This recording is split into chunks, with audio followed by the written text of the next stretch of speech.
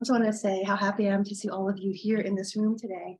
I also want to say how grateful I am to all those who worked on bringing us together today. And there are many of them, but there's a couple who I want to say their names and express my appreciation.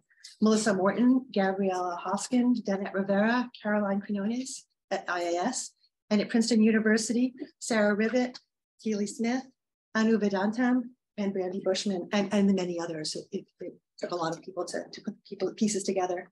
And finally, very happy and appreciative of the funding that came from Princeton University and also from the Institute for Advanced Study in order to enable us to be together today. And those are the only practical things I wanted to say. At the end of our time together this morning, I'll have some more housekeeping details that'll be about how best to get from here down to Princeton University campus. In short, we're going to carpool, make friends with the people around you, any family members you have, figure out who's driving. It works best for us to go in groups because some people will know the way there and some people won't, right? And it's very close. It's like a 6-minute drive. And there's parking on the street nearby Lewis Library, which is where we'll be. And now the most important thing I want to do is to ask Molly Miller to open things for us in a good way. I want to ask you to please open things for us in a good way.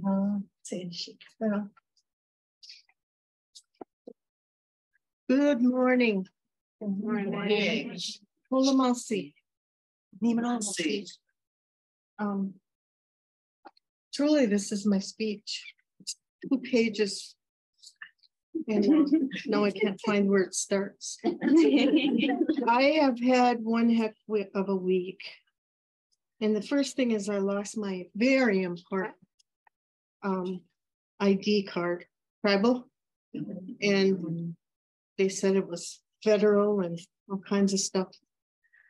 And then when I put my jacket on this morning, it was in here. I got a new one. I wanted to start with language and say Kolamalsi Najosek Nijashin Ziwasa Langwa and Malish Wak Molly Miller. Ninoham is Bernice Miller Pigeon. Nohomis is Arvid E. Miller Sr. Saya, both of them. Ni Mohikanawi and Lunaape, or all of us are Lunaape, and Ninongie Stockbridge Munsee Band Mohican Reservation, Wisconsin. Okay, I don't like the title Stockbridge, and I'll tell you about that later. I call Ninongie Mohican Wisconsin, and Neolangomati Takwa.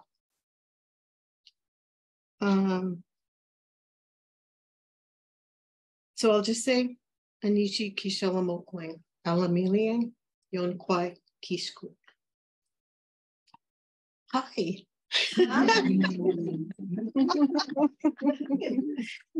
This is more nervous today because I know half of you, or know of you, or just met you. And Ian's a heckler, so.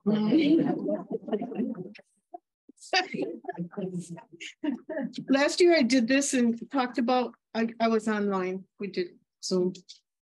And so I was honored, but also a little fearful of flying and coming out here to the East. Coming home though.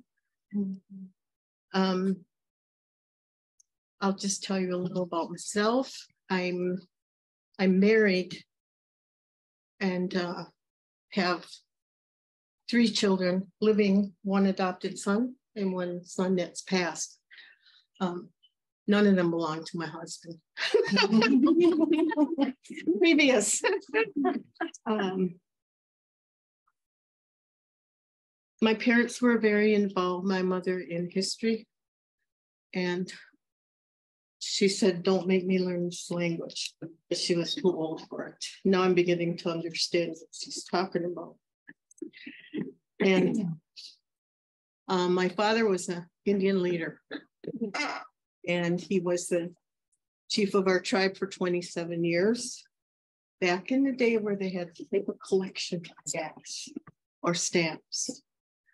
So he hung in there all those years. And then he became the first executive director of what we called Great Lakes Intertribal Council, which is all the Wisconsin tribes. And then he was one of the first representatives on the National Congress of American Indians. So I was very proud of my father. He passed at age 59, but he had a heart condition, so we kind of knew that was going to happen that sooner than later. My story of language is wanting to know how to pronounce words and some of the things I was reading when I was young. And when someone asked me, well, why do you want to learn your language? It's because I wanted to learn how to pray in my language. We're neighbors with the Menominees. Every Menominee kid, adult knew how to say poso, which is both hello and goodbye, or I'll see you again. And Wewanen, which means thank you. So I can proudly say after 40 years that my people can all say Anishik and Olamasu, and they know what they're saying. Now they're working on the old Mohican, which is, we're learning from linguistics and what is Chris? Linguist. Oh, linguist, yeah. I said that already. I'm a little nervous and it's very unusual for me because I'm a talker. But I haven't worked in a couple years, so I had to read up on stuff that it kind of used to slide right off the tongue. So, through this time, wanting to learn language, but not wanting to try to pronounce something that's in a book. It happened that we were starting to go back and forth to Munsee town in Ontario, and also Bucktown, Moravian town, and making friendships. Those that are from that area, Roberta Muskokamon was met with my aunt who was an academic, and they hit it off. So she kind of got us started. Then we were coming back, my cousin and I, my sister, were coming back from an education conference in Buffalo, New York. And so we said, let's go through there. So we stopped, and the first person we met in Munsee was Bill Dawson and his wife. Had puffball, never had that before, and Holkornsu, and were treated nicely. And they suggested to Chief Karen's grandpa. And I forgot to mention, I should have first, that we really miss Karen. It was so heart-wrenching for us to all not get to her funeral or anything else. Karen was, in my story, I'm going to tell you that I ended up living with Emily Johnson for a summer. And Karen was a student. We were teaching summer youth program, and Emily was the fluent speaker, of course, but I was in college, so I was pretty handy with a marker, and I just kind of helped her. And then in the last 10 years or so, Karen became my teacher. So it's how it goes around, right? I have two young people that can speak or can teach the language much more efficiently than I can, because I haven't been involved in it lately, but it's in here. And I can understand most of it. Mostly I can read it. So that was a mistake I made of learning to read and write it and not using it. So remember that, anybody that's learning. When we came back, I returned to college as an adult learner. I was 28. And I loaded up my VW micro minivan and drove to Canada. And we stayed this summer. That's when I stayed with Emily Johnson and later Helen Dawson. And I was 7 months pregnant with my son at the time. So they said I was going to have a Canuck. What I did to prepare for that, I started a linguistic class and it was obvious I was lost. So the teacher said, why do you want to learn linguistics? I said, well, I just want to learn how to read and write my language. So he sent me to phonetics. So my first works are going to be in phonetics. They're not in our language, how we're using it now, or in any formal linguistic style. My daughters went with me, so they became students as well. And when my son was born, his first word, besides mama, was truck. And he had a guttural right away. So he spent his short life listening to tapes, had some in his upper level of his closet, had his bunk bed over there, and played those tapes all night long because he wanted that language. He did have a chance to come out here and participate in one of the canoeing trips. And his story was standing on the corner in Stockbridge, Massachusetts, and somebody said, say something in Indian. So the guy that was traveling with him said, Shano Kasich, Haptas, Tanpanas. Those are all Menominee names. They didn't know what they were saying. So having got a good sense of humor is very important in this world. My son passed away in 1997. He was 14 years old. And after this happened, I worked even harder on the language in his memory. And I changed my life. I used to like to be the life of the party. So I'm no longer that. I'm boring now. Was able to go to a couple of conferences. One was in Pequot country. And that's where I believe I met Bruce Stonefish, Leland. And when he ignored me at first because I suppose I wasn't a beautiful young woman, because that was Bruce. And then when he found out that I was Munsee-Delaware, then he was writing me notes, in the language about going to the bathroom and all kind of goofy stuff. He became a really good friend. And that's part of this loss. We lost Karen. We lost Mark Peters, who was a wealth of knowledge of the history. I lost half of the Jacobs family. Kristen's up there, and Catherine. And Barry was an infant when we had our, second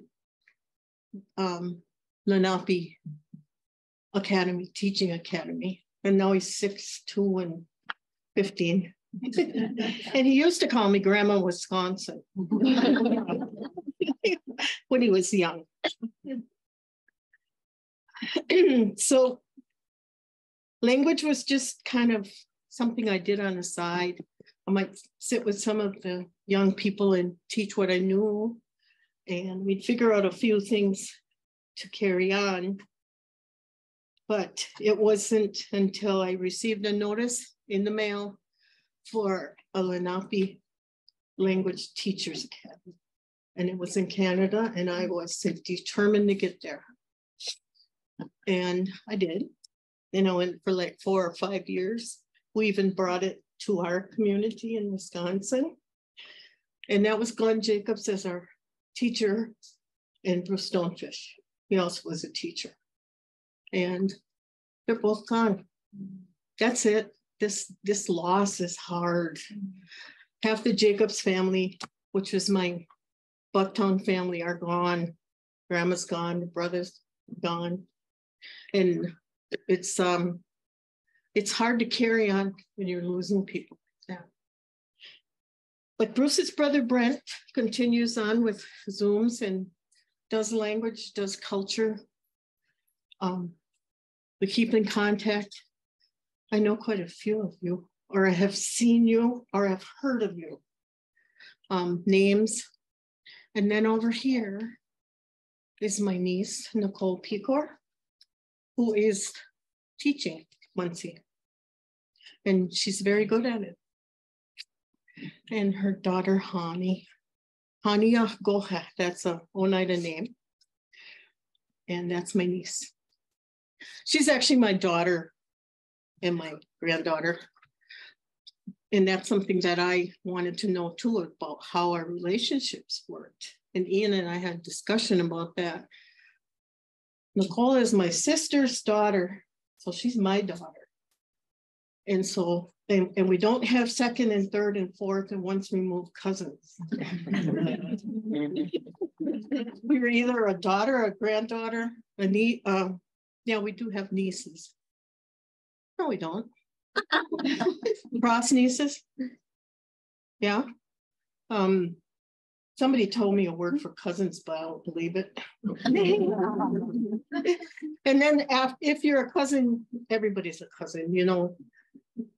We don't put a number on them. We're just family.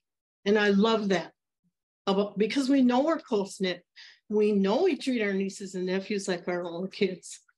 But we just didn't have the word for it. But when you learn the language, you'll understand these things in a whole different way. So then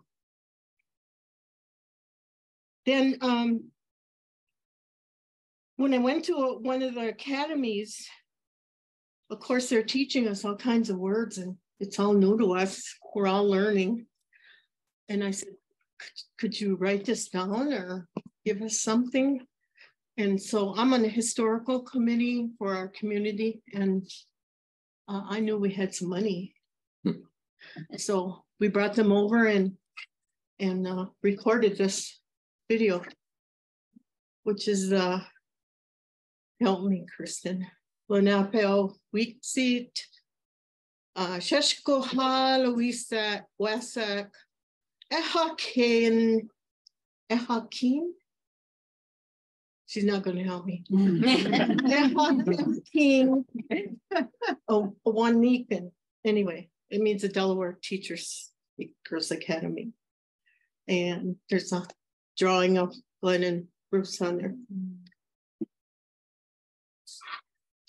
By the way, Barry is Bruce's son. And he lost his daddy too. So it's a time of mourning for all of us.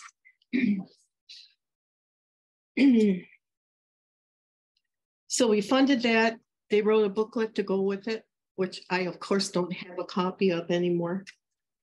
And I'm lucky I got that.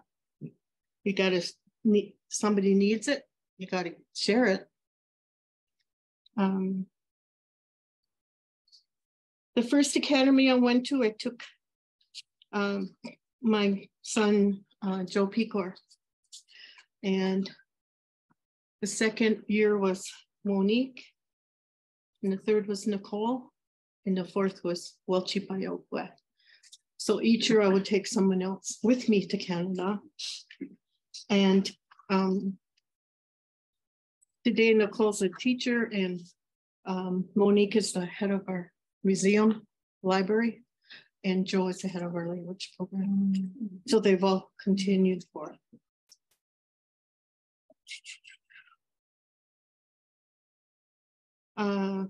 We tried to teach at the local public school through a grant. Grant died, so did the program. And then I know what happened to me is I went into the casino industry and it's a whole different world.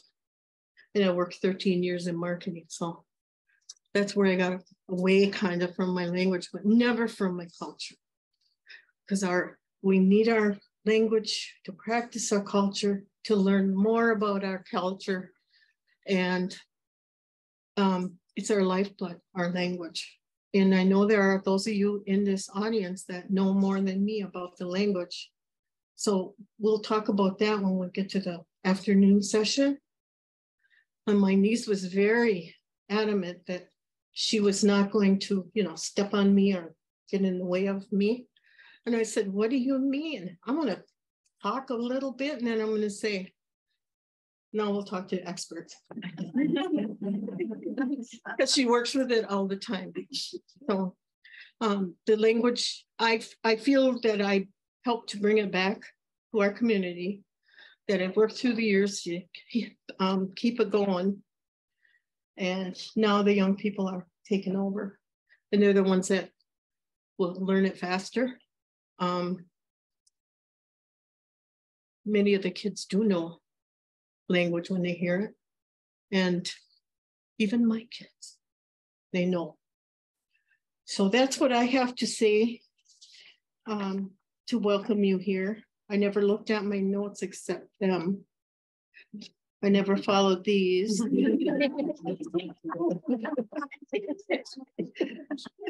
But just so you know, I did research. I just, because I haven't done this in a while. We had COVID, so there's a whole year wasted. Should have studied language, right? No.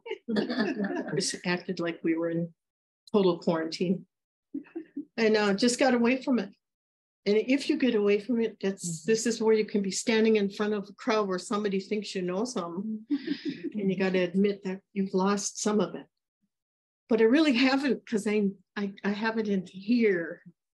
I have it in my memory. And I can pull it back out when I need to. I watch her language class. I tried to watch Ian, but he's just false advertising because he wasn't even on there. So, and I used to watch Karen.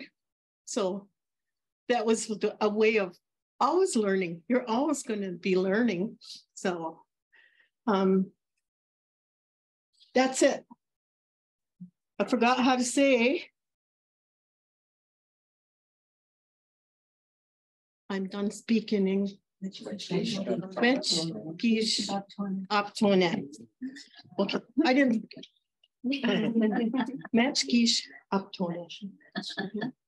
Okay. Please, Anishik Molly, for your opening words, your kind words. I knew this was coming because I was the front seat passenger and Molly was planning what she was going to do today. So it's that good-natured humor, though, I think that really does, it helps out in times, as Molly mentioned, where there's been a huge shift in terms of loss in my community of Munsee-Delaware, with the loss of Karen and with the loss of Mark as well. And it's that humor that keeps you going as someone who's involved with language and history and culture, and to hear Molly's words and to have a wonderful time yesterday in Washington and driving the car with some good laughs is very important. So what I'll do is I'll introduce myself. Kolmalsimwa Nidashinzi Ian, Ninonjai Nalahi, Shuknuikian, Barrie, Ontario, Nawalot and Wandaktkwa. Nindalok Sheshko Halawesek Pombiluk. And it's great to see lots of familiar faces, but I should be holding up like a screen so I recognize you. It's nice to see people who are part of Karen's class. So my name is Ian McCallum. I'm from Munsee-Delaware Nation. Excuse me. I follow the ways of my mother. My mother is from the community. My dad is an English immigrant. And my normal daytime job is working with the Ministry of Education in Ontario as part of the Indigenous Education Office. So I help Indigenous students in the Barrie region. Karen and I had a conversation just before she left for Ohio because her husband, Mike, was having surgery. And we were talking about the loss of Mark. And we were talking about what we were going to do in terms of making sure there was a contingency plan, because we'd both turned over that magic half-century mark and we're going, oh boy, time's not on our side anymore, right? So what are we going to do to make sure that the work that we're doing is going to be continued on, right? And part of it is our online language classes, but it also includes sort of the background work that I'm going to share with you today, the work that mostly I'm part of. Right. So Karen's job as the community person was the language teacher. And it was an incredible loss because now that she's gone, I have to take on that role. And I was a teacher of grade 8 students for years, but I'm not a language teacher. I'm more interested in the meat and potatoes of language in terms of the research, finding missing words, putting resources together and supporting Karen in what she was doing as the teacher. So I'll share with you a project that's ongoing, and it will encompass both countries. So it started in Canada, but it will work its way down, hopefully to Princeton in the next couple of years. So the title of the project is Siskasipo, which means the Muddy River. And that's just a name that I came up with to describe, using the dictionary to describe what we were doing and what we were traveling on. I've gone too far. Oh no, there you go. Okay. So I'm embarrassed to say that I've been involved with the community for 50 years since my birth. I've never actually paddled the Thames River ever. My parents live in Barrie, Ontario, which is 3 hours away. And usually the time when we were on community wasn't spent on the river. Sure, we'd go throw rocks in it, right? Or you know, find the snapping turtles and whatnot, but we didn't actually paddle on it. And that's because the people we were visiting were of an advanced age and they didn't have a canoe, and most of our time was spent helping them with what they needed to do around their house. So a plan was hatched 2 years ago. I think it was 2 years ago, 2021, to actually sort of take a look at what the Thames River can teach us. As it's like a third teacher, right? They call it in the classroom, where the stuff around you is the third teacher. But if a language is endangered, what can your surroundings teach you? And part of the conversation, I ran through Princeton with this Osage apple. So not only am I a weird Canadian running with shorts on down here, because people are all dressed up nice and toasty, but I'm carrying this thing. But you're like, what the hell's he doing? What kind of nut is this guy? So I had a conversation with Rosanna Dent last year here, and we were talking about looking at the natural world down here, and are those words still part of the Munsee language? If this is the Munsee homelands, there should be words or other words to describe what I'm seeing on my run. So the Osage apple was actually the crux of that, the start of that conversation, or start of that piece of this project. I don't know what to do with this now. So. I hope it's not an allergy thing. So last year we started Thames. So we started from the City of London, the forks of the Thames River in London, Ontario, with the goal of going down to Munsee-Delaware. And there were some key people that are not with us anymore who were on that journey. So our former chief, Mark Peters, was on the journey as our community historian. And he was going to share what he knew about the river. And boy, I sat in the canoe with Mark, and boy, does he know a ton about what we were doing, right? So he was talking nonstop. We both weighed down the canoe quite a bit, so we'd have to get out often to lift it up and go over the rocks. But the conversation was incredible. And I tried to throw some good pictures of what the Thames River looks like in here as we go through the presentation. So the picture on the left gives you an idea of where the Thames starts. We started here, right in the City of London. And the goal is to go all the way to Lake St. Clair. And there's some farmers that stopped us. They were taking hay off at the middle of this bridge. And they're going, oh, you're paddling the Thames today. Yeah. So you guys aren't going to try and make it all the way down to Lake St. Clair in one day, right? And clearly they'd had people stop along the way thinking they were going to do this journey all the way in one day, right? Like, no, we're not that we're not that silly. All of us are middle-aged. We're taking our time, right? We're going to do this in day chunks. So our first piece went from London to Munsee-Delaware, which is, it was 2 8-hour days of paddling. Pretty solid, but taking our time, right, to really notice what's around us. The high cliffs here are just, Oneida Nation on the Thames is just over the top of these cliffs. So they're very pronounced different geographical features as you go down the river, where it goes from really flat to go these monster high clay cliffs. So they're really interesting points of view. And, you know, you sort of take that seat of someone who's traveling back in the 1780s, coming from Grand River or coming over from Lake Ontario and going up from Port Stanley over to the Thames to come to our community and taking a look at what people saw, right, to inform us in terms of language and history. So I must admit, I'm a little nervous too. Like, Molly, I haven't done this in a while. Usually I have to do this for my job quite a bit, but during the pandemic, I've only been able to do it online, right? So it's just that icon of me on the computer, so I can do chat. But the connections with the river actually inform a lot of different things when you're looking at a language. I'm not a linguist. I don't even know how to do phonetics. So Molly's going to do my phonetics from now on. But we were able to create a new language resource for our learners. There's folklore, or there's stories that come in here. If you look up mermaid in the Munsee dictionary, there's a word for mermaid. And apparently there's a story of a mermaid in the Thames River. Now, I don't know that story, and I'd have to ask others, but that's a piece that could inform research in the future. There's our big house ceremony in terms of people from the two communities, from Munsee and Moraviantown, traveling between and going to ceremony on our community in the big house. We found one of the masks that belonged to the big house, one that was given up by my family in 1840 when they converted to Anglicanism, or sorry, Methodism. So that mask resides in Glasgow, or just outside Glasgow. We came up with natural dictionary words for the things that we saw on our journey. So fish, birds, animals. We did a natural piece too in terms of plant pieces, and trying to find missing plants that aren't in the dictionary. And then of course, place name was also important.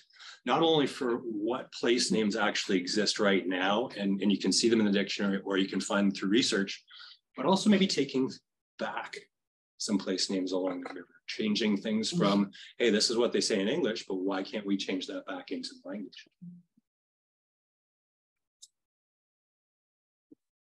So a couple of interesting quotes I thought that were fairly important in terms of our work to sort of ground the research that we're doing. So for Indigenous peoples in Canada and worldwide, language is how we pass on our traditional knowledge, culture, values from one generation to the next. Our languages embody our worldviews, our laws, our stories, and our songs, and they connect with us with the land and our histories and who we are.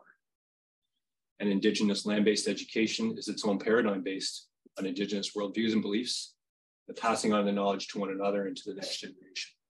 So while I'm a learner, I've learned for 25 years. A lot of my time has been by myself learning. I've been able to learn from Velma with the academies that Molly mentioned. I learned from Bruce and from Glenn. And way back when, I started with Diane Snake. She was kind enough to teach me during lunchtimes with Jolene Whitehead. That was way back when I was a younger man. But because I lived so far away, I learned by myself. Like, I picked the dictionary up, I created all these sheets. My mom is an ESL teacher. So my mom created all of these sheets for her students, and our laminating machine in the house was always on the go, right? She's cutting out cards. So I picked up skills from her in terms of trying to learn a language that I heard bits and pieces of in my house. So my family spoke a bit. Bill Dolson, who Molly mentioned, used to come over to our house because we were neighbors with the Dolsons. The Logans and the Dolsons lived right next to each other, and the Muskokamons lived just down the road. So we did have access to the language when I was a kid in the 70s, but it was fractured, right? So a lot of my learning has come independently until Karen came on the scene. So I go back to that conversation with Rosanna Dent and the Osage Apple.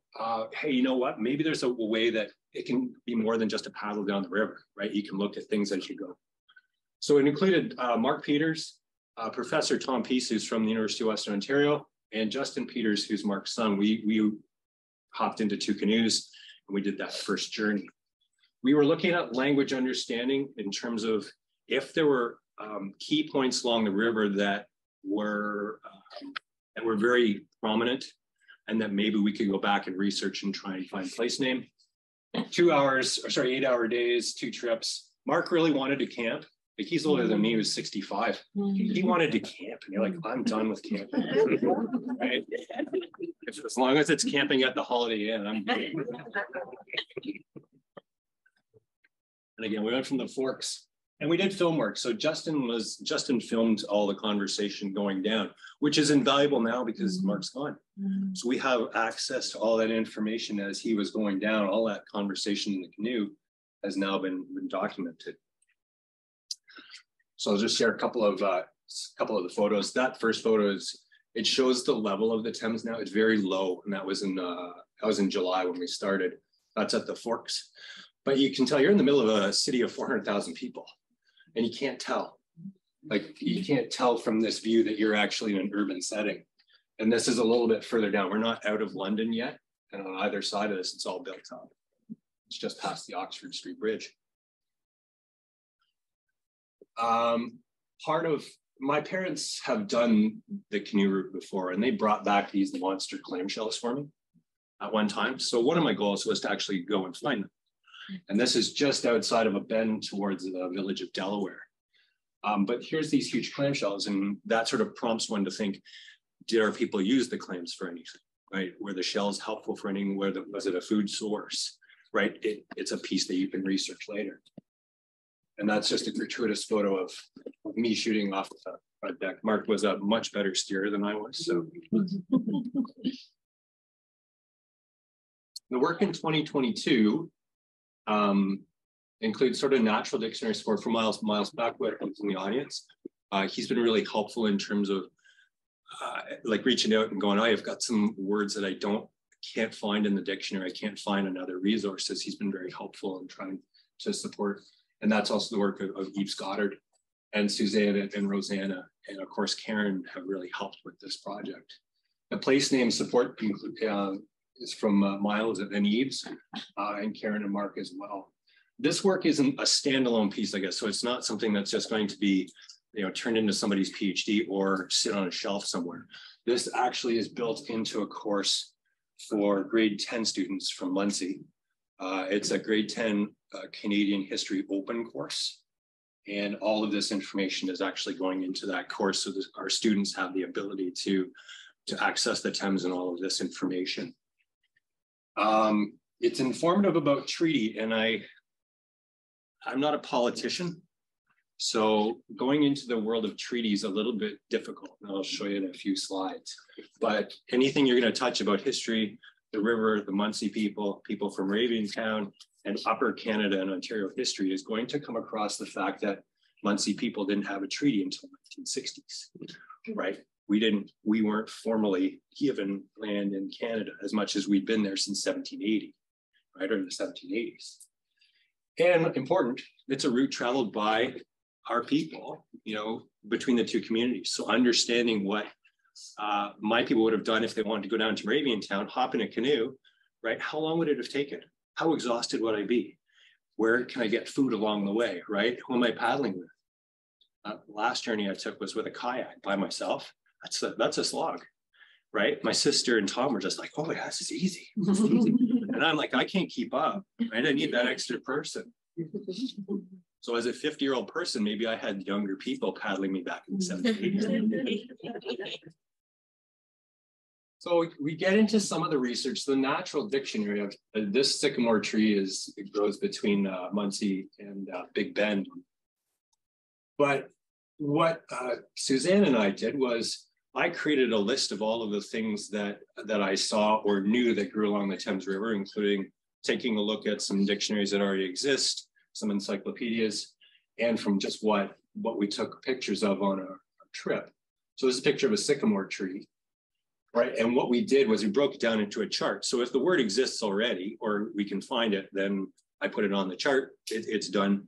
But we also took a look at some historical research, including Harrington, O'Meara, who wrote the dictionary, Eves Goddard, who's done a lot of work, and then the person who wrote the Plants and Medicines book from Pennsylvania.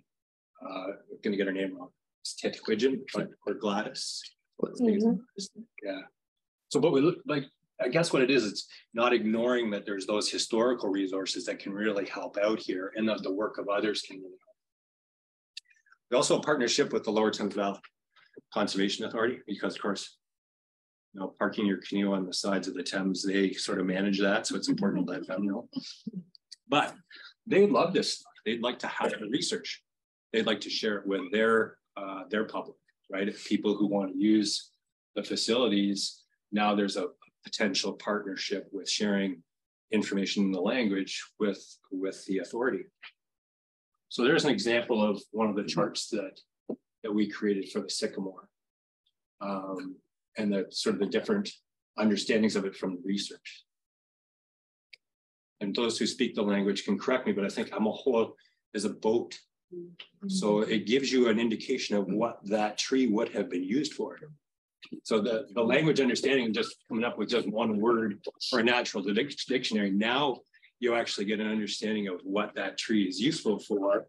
And lo and behold, they actually grow along the Thames River. So maybe our people would have used them to paddle between the two communities, right? So there's that whole, not a rabbit hole, but there's that whole other angle where you can go down and find more information, right? And there's another example for black oak. So the word exists, but there's the other two places in terms of, I guess maybe going back and being able to find your research. I'm terrible for that. I tend to go, oh, I got the answer, and I just keep going. But there's that ability now to go back and then double check these resources to pick up other words you need.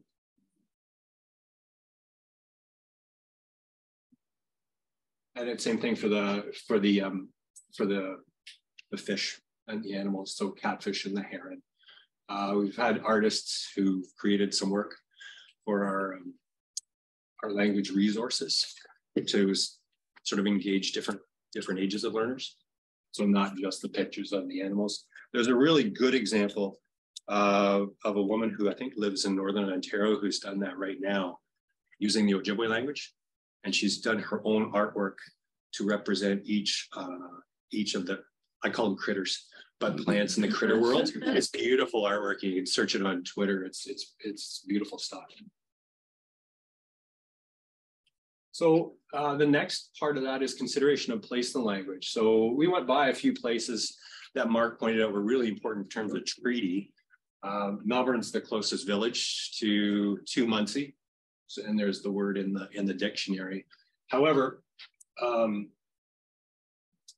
opposite Munsee-Delaware is Oneida Nation. Prior to the Oneidas coming up in 1840, Munsee people lived over there, and that's borne out by several maps of surveyors in the 1790s and the early 1820s. However, when that land got sold, Munsee people had to leave. And they went to the Indian agent and said, "What? You just sold all this land, and we've been living there since the 1780s." And then they went out to Stockbridge, right? Some of them went out to Stockbridge. But this is an example of maybe taking back a name. So that was called Turkey Creek, right? Because George Turkey lived over, he was a community member. Could we then change from Turkey Creek and actually go into the language, right? So could we do that? Can we allow ourselves that permission to do so, right? Or are we just going to keep calling it Turkey Creek? So I'm not a person who is tech savvy. My kids manage my TikTok and stuff like that because I'm not good at that. But I like to try. So with the help of Western, and this is not for wide use because we still don't have Tom and I haven't drafted our memorandum, our MOU to make sure that both sides know what we're doing. But this is an example I'll share with you of what the place name map will look like for Southwestern Ontario. So all of these orange dots are actually Munsee-Delaware place names. They're either from the O'Meara Dictionary, They're from historical resources. They're from those historical recordings, I should call them historical. So they're from those recordings in the 1930s or the 1960s where place name was dropped, right? So we've been able to look through different resources to try and find place names that can be further researched that appear in the language, which is, it's fairly surmountable because we've been in Canada almost, what, 300 years. These are all the places that have a Munsee name, right, that we can identify. And then there's a few on the Niagara River. Some are in the dictionary. So the word for Oneida Town is in the Mirror Dictionary. So we can plunk an orange dot on the Oneida Nation of the Thames. But this is where it opens it up. Can we give ourselves that permission, and should we be able now to change Turkey Creek into words in the language, right? That's that sovereignty piece. I'd argue yes, but I mean, I'm more than happy to have that conversation. It's more just, you know, how do you push the language and how do you keep language going, right, in different ways? We have 2 river-based language learning resources.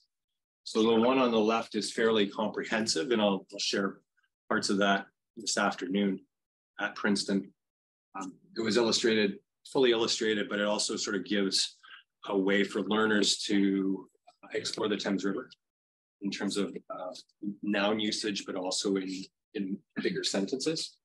This piece is not quite done yet. This is a historical account. So it includes people like John Graves Simcoe, the first governor, lieutenant governor of Ontario, who paddled or got people to paddle him or travel down the Thames River in 1792. And he didn't stop in the non-Indigenous towns. He stopped at Delaware, called the Delaware Castle. He stayed there, and they had eggs and venison.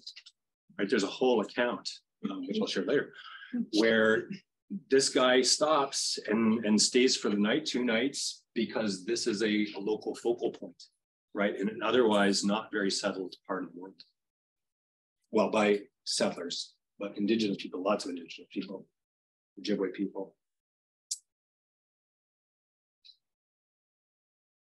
Oh, wrong button. There we go. That gives you sort of the look on the inside of that one learning resource. So again, fully illustrated. We made the conscious choice to put the language first and in bold, and we made English as small as it possibly could be. I steered clear of doing phonetics on this. I don't like doing phonetics. I'm terrible at it. I lost my colleague who was really good at it.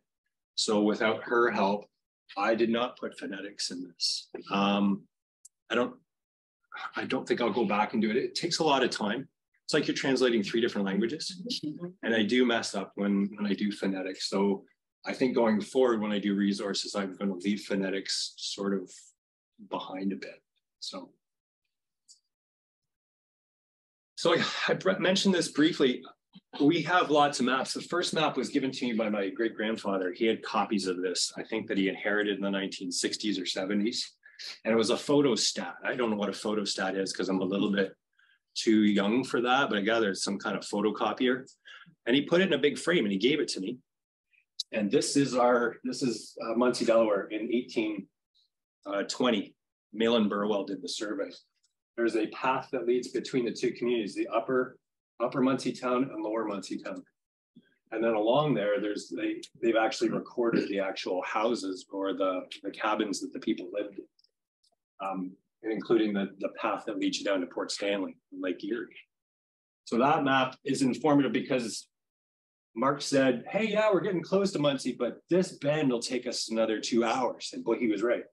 So we thought, hey, we're close to the community right here. You can see there's the heights and the bridge going over towards Oneida. We're home. No, we got to go all the way this way to get out to Middlemiss and actually take our canoe out.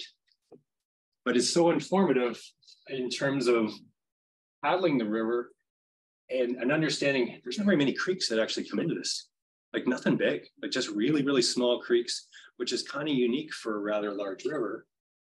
And furthermore, if we don't have if treaty is a part of Munsee history, Munsee-Delaware history, and not having one, or getting forgotten after the American Revolution, well, you get into the world of treaty research.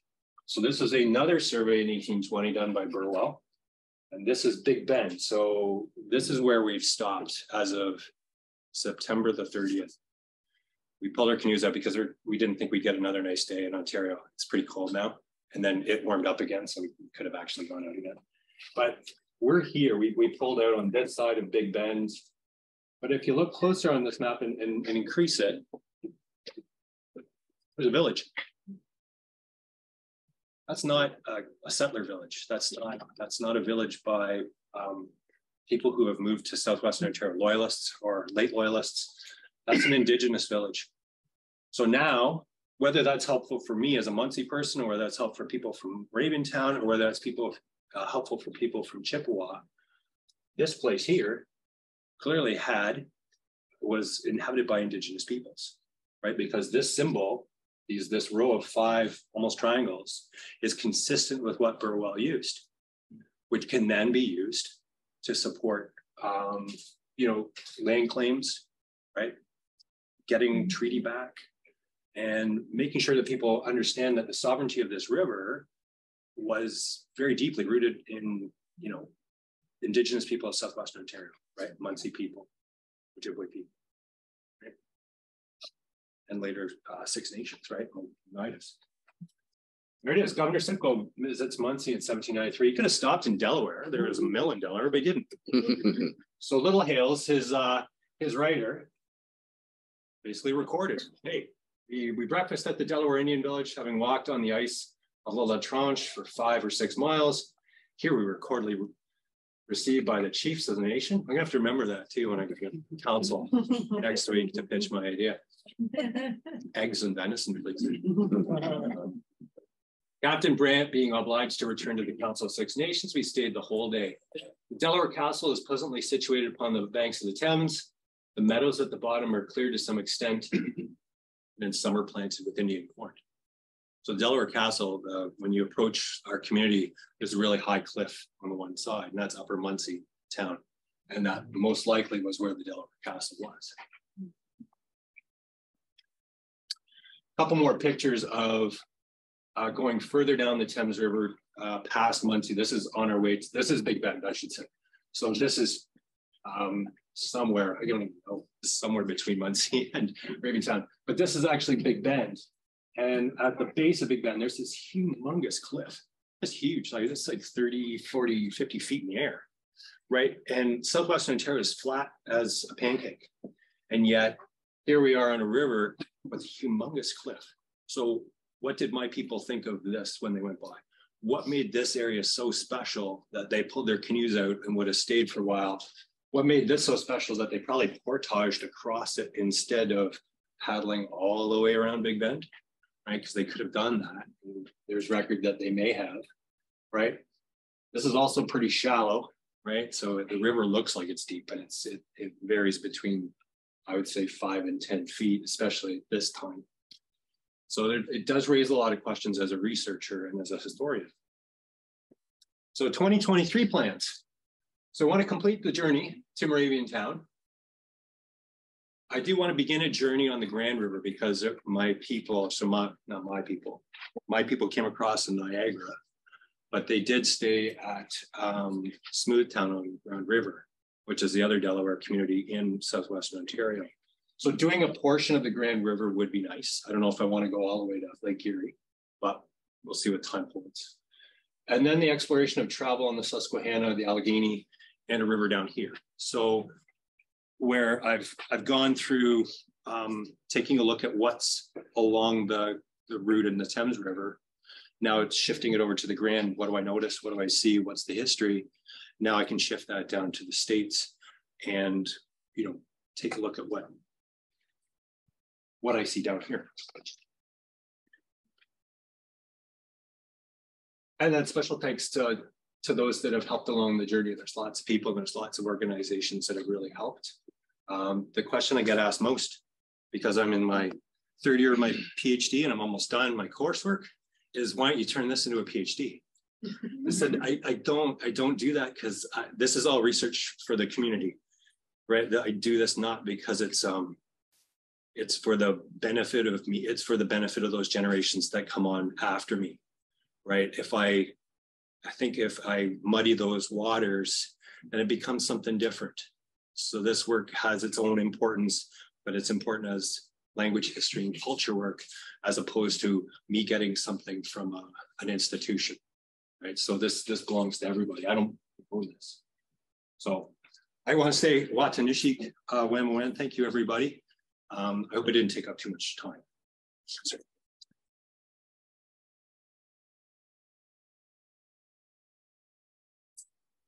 Walikan Nawalewa Nialingomaki, Belowans Corral Hall, Winantukoni. So for those of you who are Munsee speakers, that may sound a little familiar, but a little bit different from the introductions that you've heard. And that's because that is my introduction in the Nanticoke language, which I'm going to be sharing a little bit about with you today, our connections to Lunaape, as well as our own language revitalization project. So normally when I do these types of presentations, I have to begin by even explaining to people what the word Lenape means. But I'm really excited here today that I can kind of skip through some of that and we can talk a little bit more about the actual substance of our presentations rather than having to give a really long overview.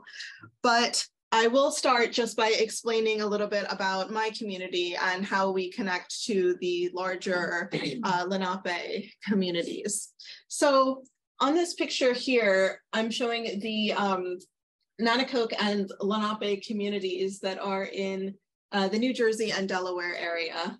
Here to the south is the Nanticoke Indian tribe, which is my home community, although I also have family in this northern one, the Lenape Indian tribe of Delaware, which is in Cheswold, just north of Dover. And our third sister community is the Nanticoke Lenape community in South Jersey.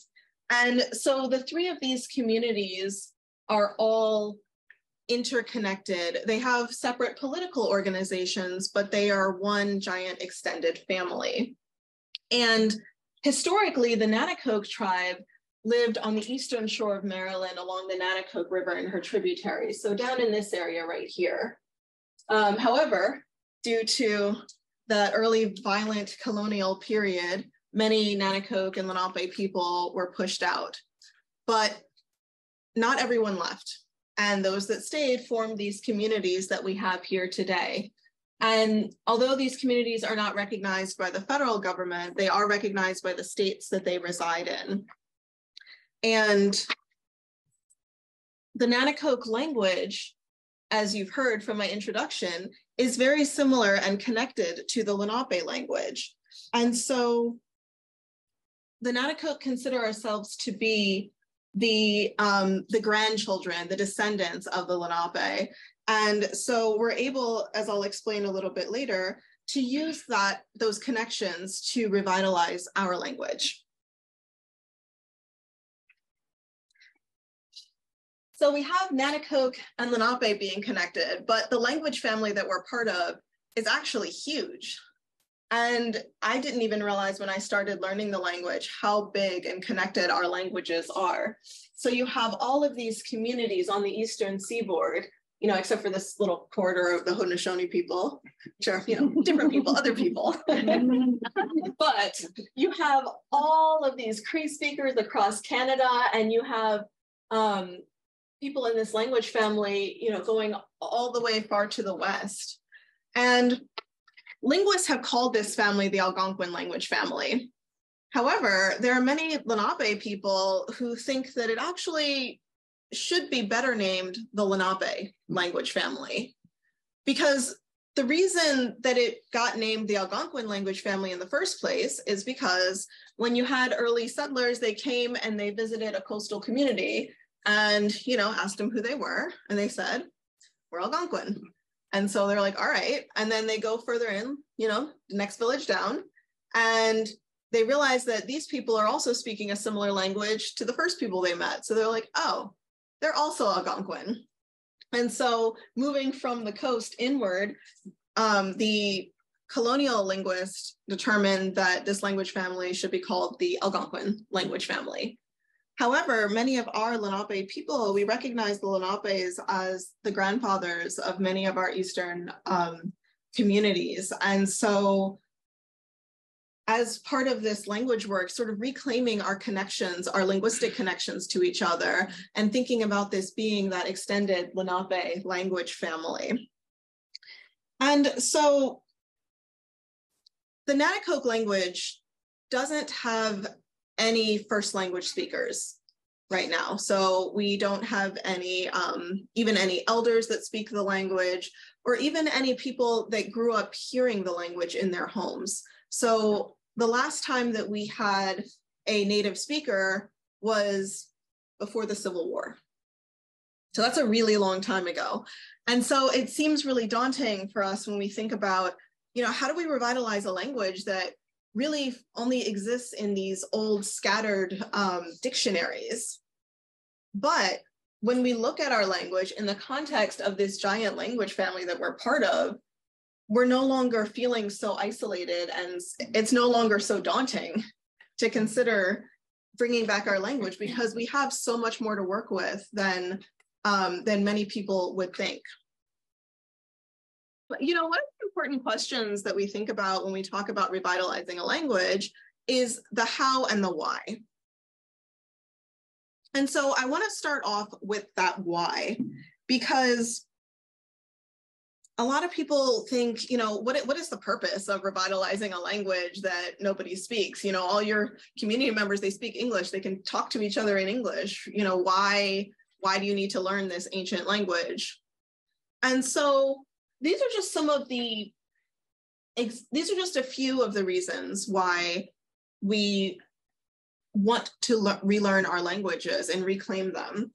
So when I was talking before about, you know, Lenape being the grandfather of this language family, learning our language helps us reconnect and remember those historical connections that our people had with each other. So we're no longer just solely relying on those colonial frameworks of how we can relate to the other Indigenous communities on this continent.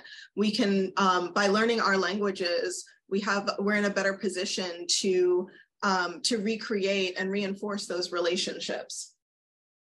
Another important thing that both of our other speakers have mentioned this morning is about our languages being used to reconnect to our ancestors and to their worldviews. So being able to think like our relatives did. And so a couple examples of that are in Nanakoke and in Lenape, there is this term of animacy. And for everyone in Karen's class, you know, her explaining those, you know, those differences and helping us through those grammatical structures. But animacy is not a concept that's represented grammatically in English. And so when we think about the world around us in this colonial Western framework, when we're talking about people, we use those personal, those pronouns, he, she, they, to talk about the people in this room. And then we have animals we know. So for those of you with pets at home, with cats or dogs or bunnies, I have a pet bunny, that's why I had it. You know, sometimes those animals will also get those personal pronouns. You know, they have names, they get referred to with those animate pronouns. However, when you're walking outside and, you know, maybe you see that deer walking by or that squirrel or that bird outside, a lot of times in English, we're not using those personal pronouns. We'll say it. We recognize that they are alive, they're an animal, they're living and breathing, but they don't have the same level of personhood that people have. And so that's sort of reflected in that language. And then you also have plants. And so we recognize plants, they're alive, they grow, but they're not animate, they're not like animals, you know, and those are definitely called its. And then you have, you know, so this would be an it, and the tree that it came from, an it. But in Nanakoke and in Lenape, that worldview is very different and it's reflected in the language. And so people and plants and animals and celestial bodies, water, all of those get referred to with those personal pronouns. And so it really shifts the way I think that we relate to them and think about them and talk to them. And so reclaiming our languages helps us to rethink those. And it also helps us to heal from that trauma of genocide. Now, many of the people in this room know a lot of what that's about, so I don't have to necessarily explain to you what that trauma is, right? But thinking about how our languages were stripped from us, how, you know, even within into living generations with those boarding schools and having people being forcibly disconnected from their language. Our ancestors were not able to speak their languages. They had to hide. They had to hide who they were and hide their identity in order to survive and to keep their families alive. And so us being able to reclaim those languages is a work of healing for our communities. And then lastly, an example is, because I'm a linguistic anthropologist, so I care a lot about language and how it's used socially, is that when we're relearning our languages, we're really rejecting a lot of colonial language ideologies, these ideas that societies hold about language. So these are just some of the examples. This idea of linguistic nationalism is very strong in the US. You hear, I'm sure everyone here has heard that phrase, English only yes. Here. In the United States, in these borders, we speak English. But as we know, that's not how humans work, and that's not how languages work. And so when we're relearning our languages, our communities may be very geographically scattered, but we're still the same people, and we are relearning those languages across those different distinct geographic borders, you know, across political borders, colonial imposed borders, like, you know, federal recognition and state recognition. And so, you know, reclaiming our languages is reclaiming some of that power as well over what our languages can and should be. Some of these other examples, standardization, some of us, as we've created written forms of our language, having to kind of standardize them to a certain extent, but also having that flexibility to know that there are different regional variations. There's not one correct form of Munsee, right? Although I don't know if you're in Munsee or Moravian Town, you may have a different opinion as to which one is right. But I won't get into that argument. But the idea that, you know, we can have some level of control and say over whether or not standardization is even something that's important. And this idea of purism, that languages shouldn't have too many borrowed words or shift with time. Languages are living and breathing and changing all the time. They're borrowing from different places around us. And as for anyone who, you know, talks to teenagers nowadays, you know, it completely shifts with time and generations. And then this last one word is the idea that language is primarily about words. The way we communicate, it actually really goes beyond the words themselves. And for many of our communities, even as we've lost our languages, some of those concepts have actually still been continued with the use of the English language. And one example of that is this idea of goodbye. So in English, you know, when you're leaving out of here and you're ready to go, you know, you say goodbye. That's a normal parting phrase. But for many of our communities, we didn't have a word for goodbye specifically. It's always something like, I'll see you later, or I'll see you again. And many of the elders in our communities continued that practice to the point where, you know, you might get yelled at if you're me using goodbye. And they're like, you know, don't say that, that's bad luck. If you say goodbye, you're not going to see them again. You know, so say, I'll see you later, or I'll see you again. And, you know, continuing those practices, no matter what language that we're speaking. So now that we talked a little bit about why it's important to revitalize our languages, the question of how is a big one, especially for a language like Nanticoke that doesn't have any living speakers. And so some of the ways that we can do that are by using shared resources across that language family. And so the Nanticoke language has 3 dictionaries. They were all done in the 1700s, you know, one by a missionary, another one by some amateur linguist hired by Thomas Jefferson to go out and sit and have a conversation with somebody and write down what they heard. And I'll show you on the next slide about how messy that can get. But so there are going to be some words that we may not have, but we can borrow from the language family because our languages are so closely connected. And if you can look at the Munsee languages, if you can look at Unami, if you can look at Anishinaabe languages, and you see the words that they have, we're able to sort of fill in some of those missing gaps for words that we don't have.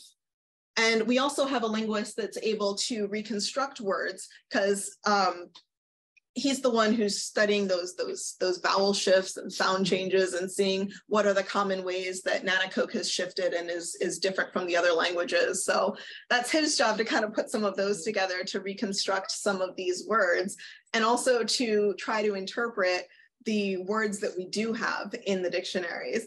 And so I'm going to have you guys help me with that on the next slide here in a minute because I like interaction.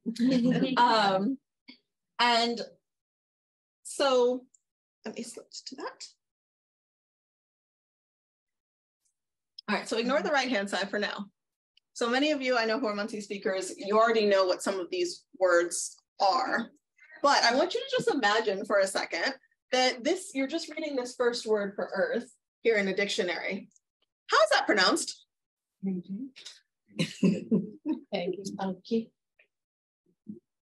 Yeah, I heard 3 different versions, right? So yeah, how do we turn that text into our spoken language? How can we figure out how to say these words, how to spell them, if they're even translated correctly?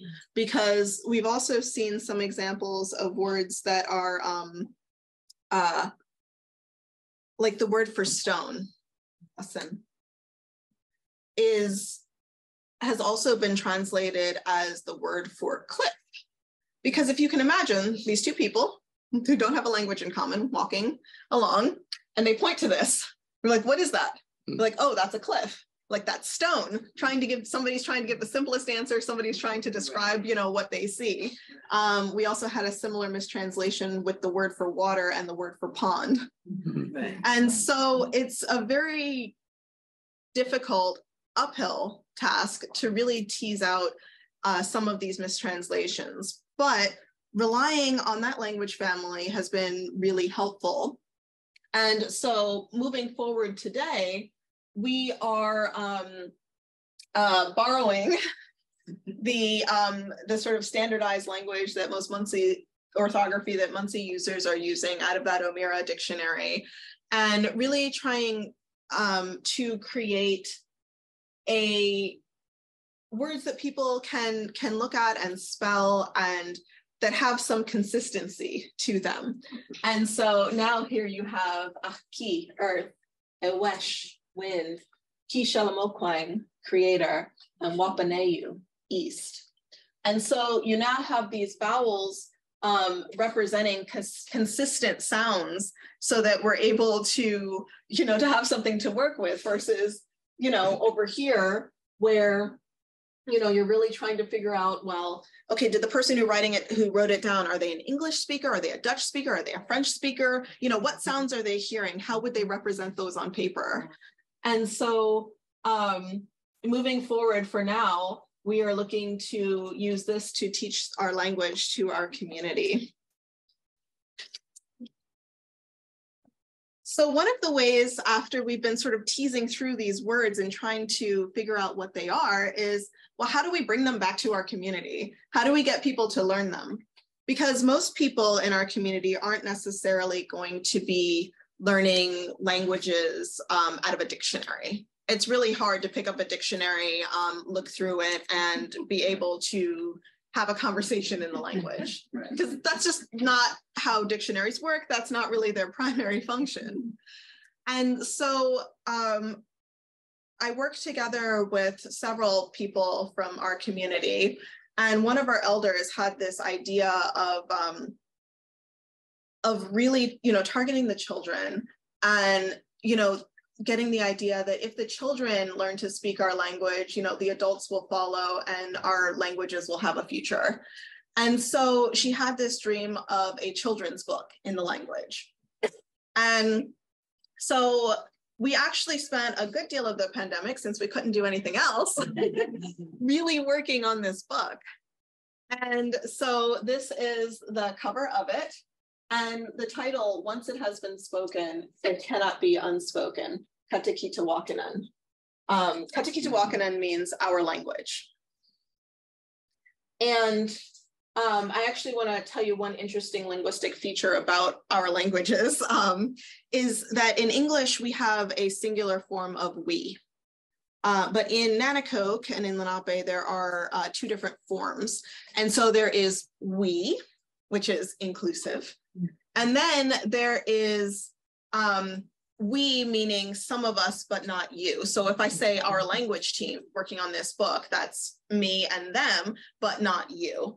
And so this form is the collective form, the everybody, Katikitawakanan.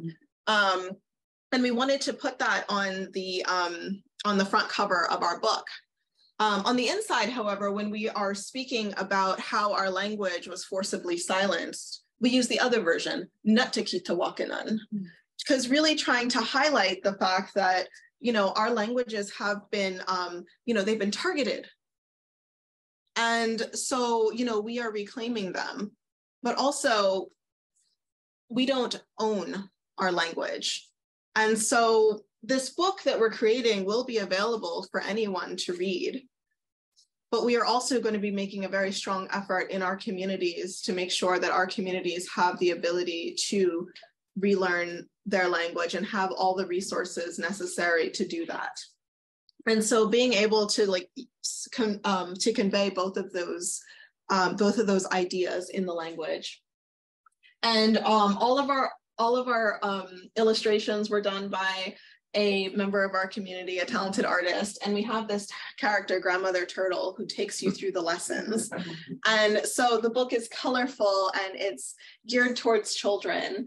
And so this is an example of a way that we could introduce ourselves. So taking a page from Ian's book, making sure that the Nanakoke is first in bold, as you see here, Iwina. I did add phonetics and it takes forever.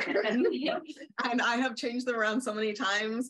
And the way I say it, I have to read it to somebody else and they're like, well, what you wrote is not what you said. And so, having to go through that. So phonetics is a lot of hard work. And then of course, English underneath. And so I have just a couple of examples to show you from this book. Here are a couple of other pages because there are both illustrations and photographs in the book. And so here you have Dear Girl and Bear Boy learning to have a conversation. And so they can say, Kola malas ha. And he'd respond, Nola malas, when is she? And for those Munsee speakers, you see how similar it is, right? A little bit different though.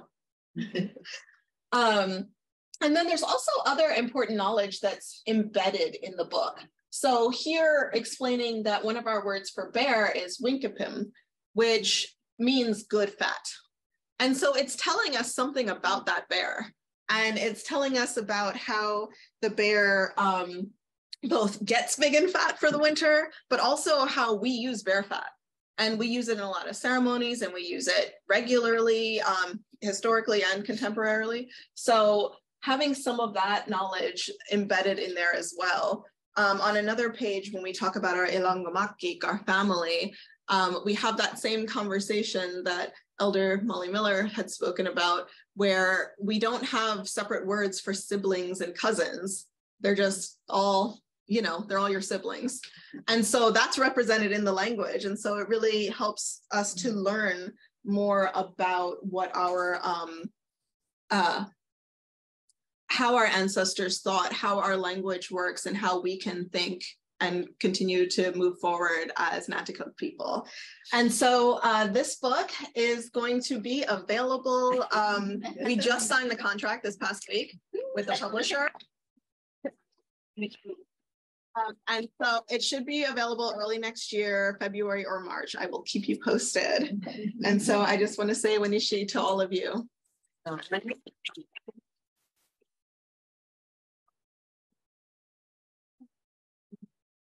like to invite Kristen Jacobs to share now. And I know you have a slide, Kristen, and Melissa is going to see if she can get that up for us now.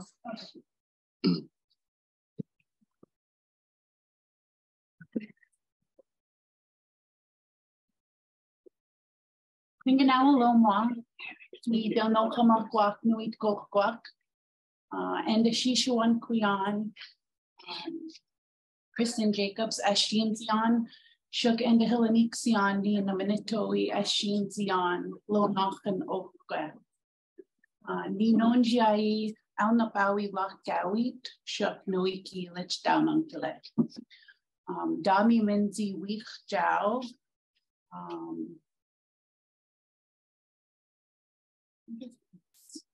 A general, like our general opening. So what I just said was that I'm happy to see everybody. When I speak English, my English name is Kristen Jacobs and my spirit name is Northwind Woman. I'm from Delaware Nation, which is Lunaapahkiwak Gawit, but I live in Ridgetown. I came here today with my family, my mom and my son Barry traveled here with me. So I'm just gonna kind of share with you kind of how I got here today and how our language kind of connects with the land. That's our title of our section. Language and land. Did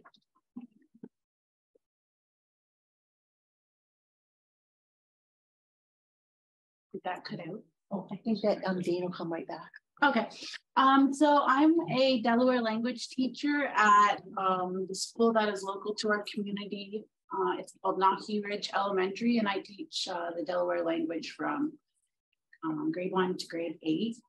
And I also do some other classes there as well. I've been learning Delaware since about 2010. I'm 40 years old today. Yeah,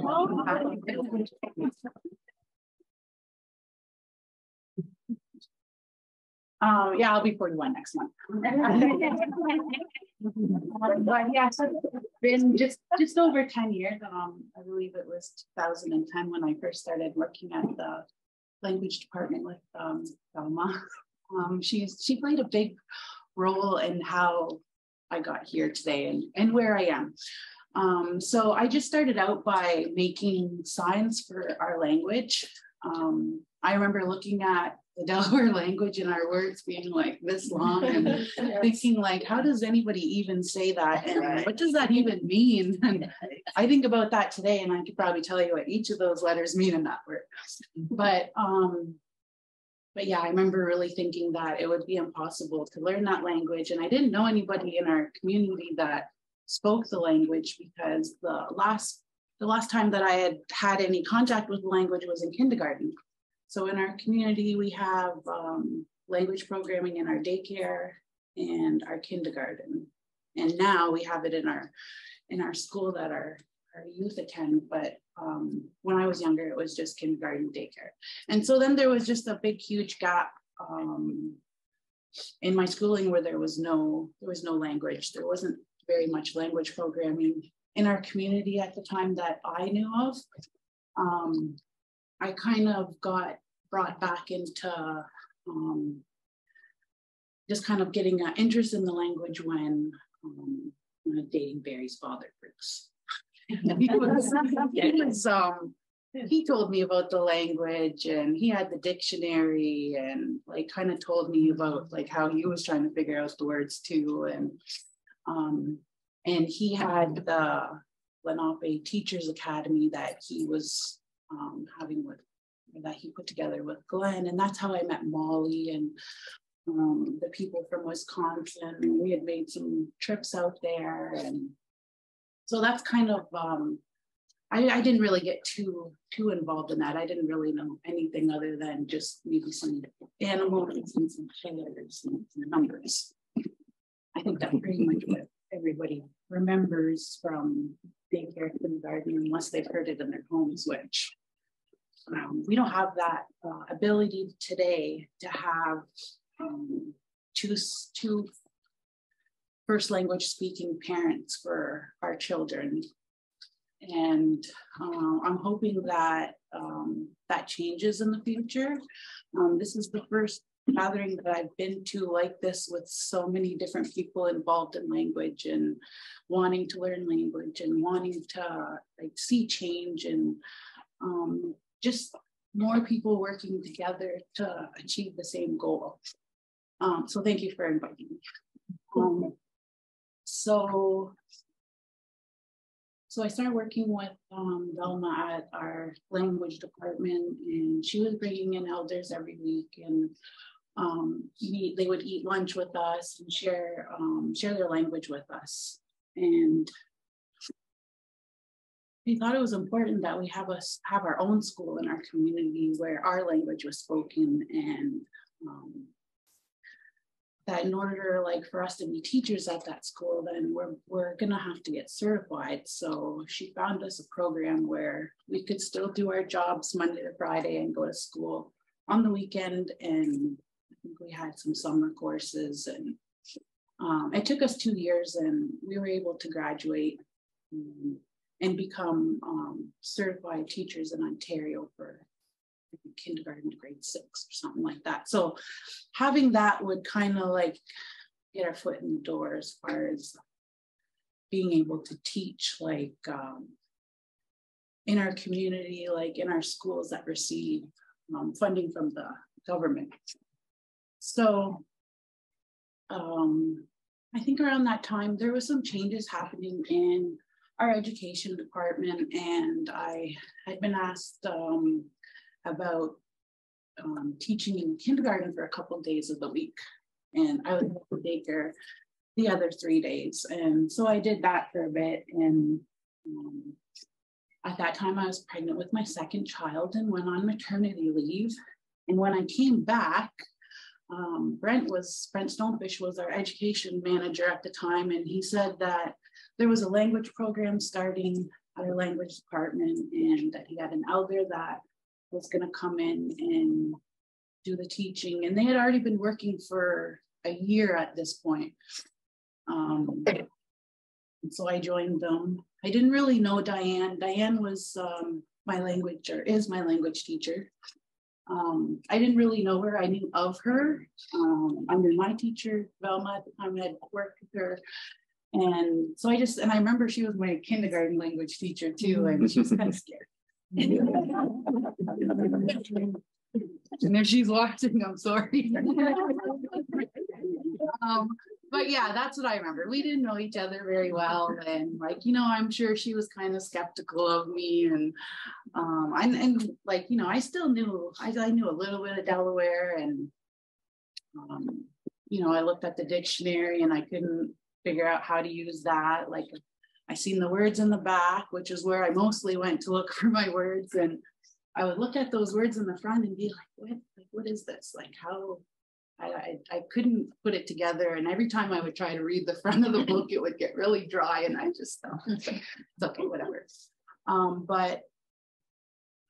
So Diane, she has her way of teaching, and she had been to residential school growing up, and I can kind of see that in her way of teaching.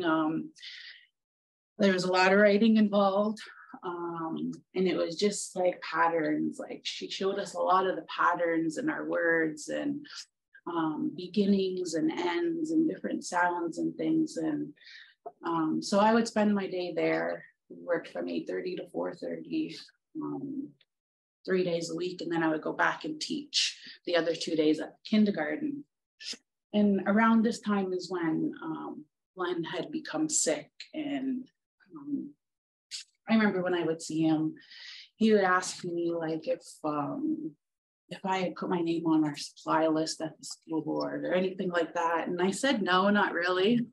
I had a job at that time at our kindergarten and I liked it. But I remember in teachers college, I knew that I always wanted to be a teacher, but I didn't know which grade I would teach because I liked all the grades. So when I became hired as our Delaware teacher at Nahi and took over Glenn's role, it kind of fit in perfect because I was able to see all those grades and they were all students from our community.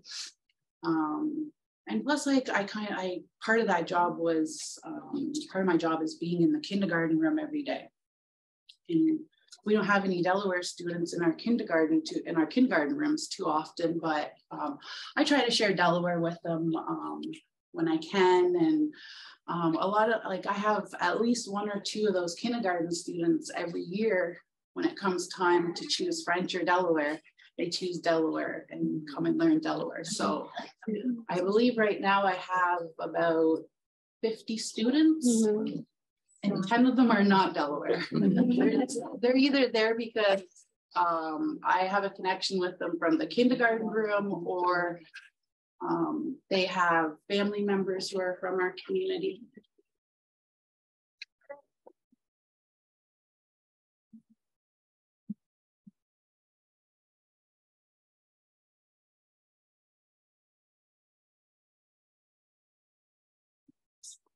So I worked with Diane and the language program.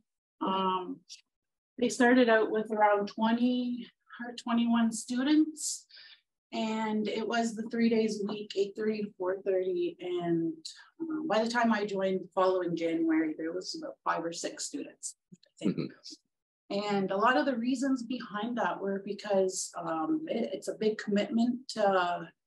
It's a big time commitment, and you know, we have to live, we have to work, and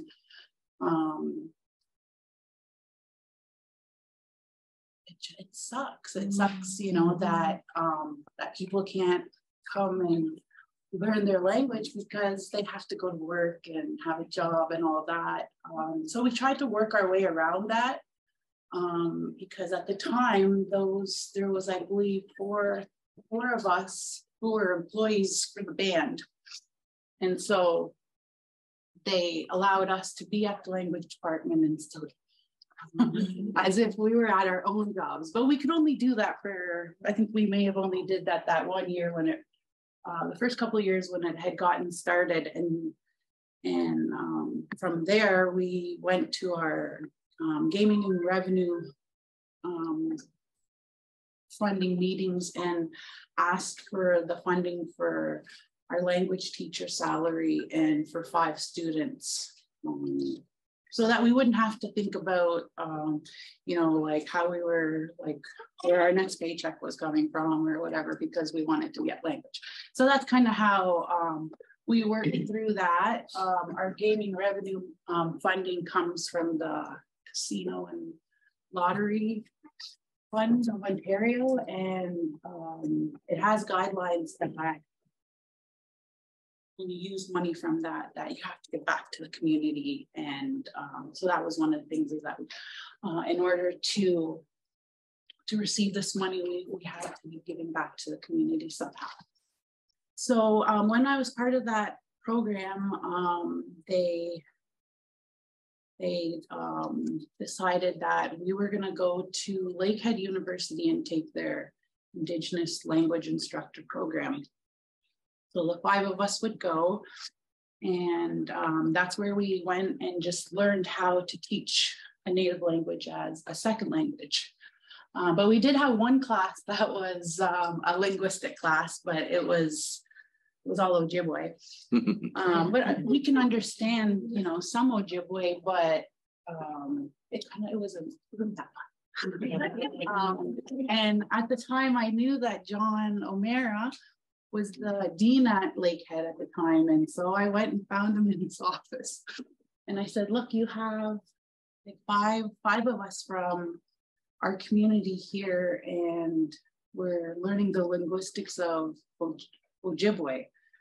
Like, we can understand that we're getting tested in Ojibwe and doing better than some of them. But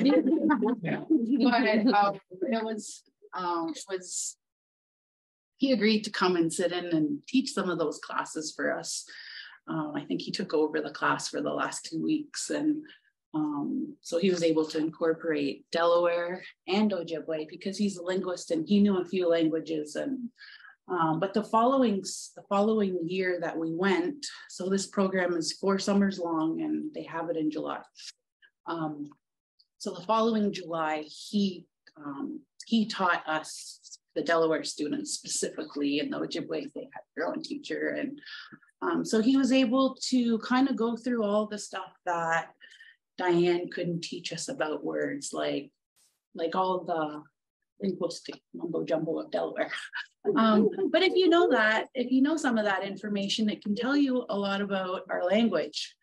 And I just kind of put together some different words that I thought would be of interest. This is our Lunaapahkiing trail in our community. Lunaapahkiing means the good path. So who speaks language in our community? So this is just an idea of the language teachers in our community. I believe we have 3 or 4 that are in the 18 to 30 group, and some of them are, they're teaching language because we needed a language teacher. And but we do have a few that are in that age group. 31 to 49, I think we might have 3 or, no, I'm gonna say 4 or 5. A couple in our 50 to 69 group, and then our teacher who's in the 75 plus. So it's scary to look at that. And just hearing the other speakers speaking about, where's our language gonna be, say 20, 30 years down the road, if we only have that many speakers. So this is how many we have in our early years program, our 0 to 6, our 7 to 12-year-olds. I said 50 students, and then I think I have 10 in my, that would be 13, 18, that's our high school. So I believe we have around 20 that attend the school where Delaware is taught. So Delaware is taught in our elementary and our high school. We did try to get it into the Chatham High School, but again, it's having somebody that's available to go there and do that. And that might only be offered during a certain semester. So work-wise, it's kind of weird. And so these were the originals, or not original, but when I first started the language program, these were the 5 students that were still there. So there's myself, Bob Stonefish, Lyle Snake, Dr. John O'Mara, Angela Noah, Kayleen Noah, and Barb. I'm not sure what Barb's last name is right now. Call her Barb B, Barb Snake, Barb B. Okay. So, and this is us graduating. So it did take 4 of our summers. I was lucky that I had my mom took her vacation in the summer so that I could bring my children with me. This is our river. Oh, that's not our river, that's Cockabek Falls. But yeah, just seeing Ian's stuff about the river, it would be really cool to come down during fishing season so you can see all the nets that get set up. Our seasons every year are different, like with fishing. Sometimes you have a lot of folks set up, sometimes there's just a few. But there is people that still have been fishing every year since I was little. And we usually go to their nets. And this is at the beginning of our trail. And that's another one. This is at Lakehead. It was really beautiful up in Thunder Bay, and being able to bring my kids there and walk through their trails, and it was really good experience. And I'm really grateful that our community invested in us. And these are my words that I thought would be of interest. So the first one is Pasakwalinja. Does anybody know what a Pasakwalinja is? Nicole, squirrel, yes. Okay, so Pasakwalinja, the suck part is the stickiness, and the linge is the hand, and the ow is the action that's happening. Like, so he's got sticky fingers that allow him to crawl up the trees to do squirrel stuff. Some of we're talking about Halloween stuff right now. So some of our Halloween words are up here, and this is the word I had to ask my teacher about the other day. Weekakos is a cauldron. And I said, that sounds weird. It's like a leg kettle. And then I looked at my cauldron and it's got these little legs on the bottom. And I said, oh, okay, I get it. It's like kettle with legs. Because like you really got to get yourself out of the English thinking. And like I remember one of the speakers saying, like, it's almost like having to translate twice, because you have to think about the word and what it means, and like how you're going to put it together if you have to put a new word together. Kimokwat is a witch. Kimokwat means secret woman.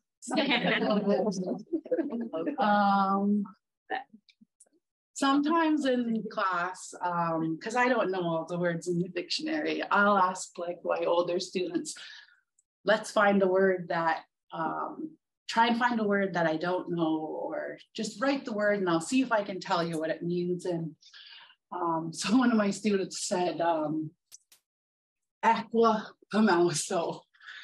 And I said, aqua pamauso? I go, that sounds like somebody's dying. Because it literally means aqua is to stop, and pamauso is to live, so it's to stop living. That was kind of great.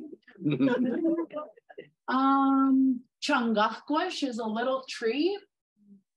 So chung is small. This ak part is the tree, and you'll see that in almost all tree words. And then ish is the small again. So it's like a little small tree.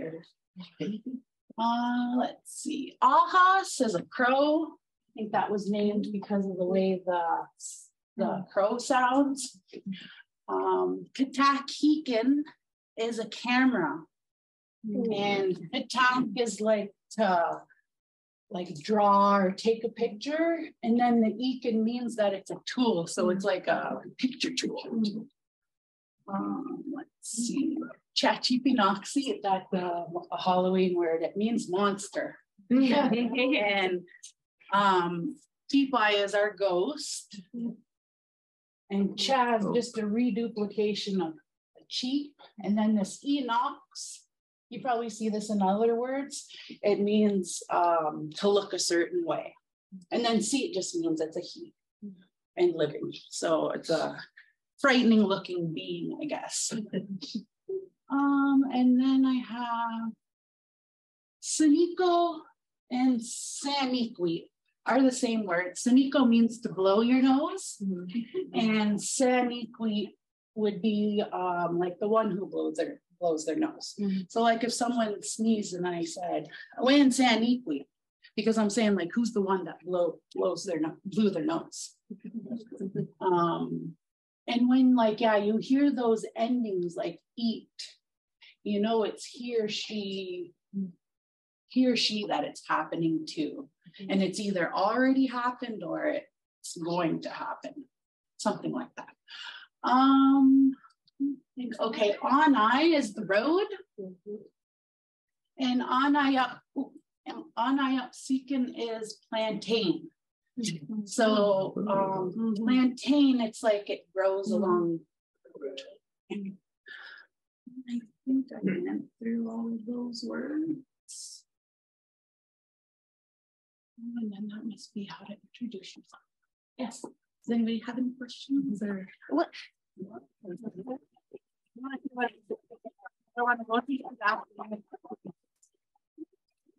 thought it would be, as I said, we have, it's 12, incredibly punctual, I have to say.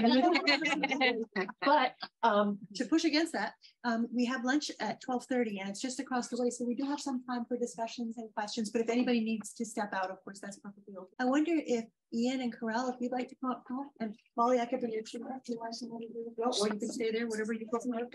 And people might have some questions and want to discuss. This is just the beginning of our days together. So there's going to be lots of time for conversations, both in these rooms, but also together.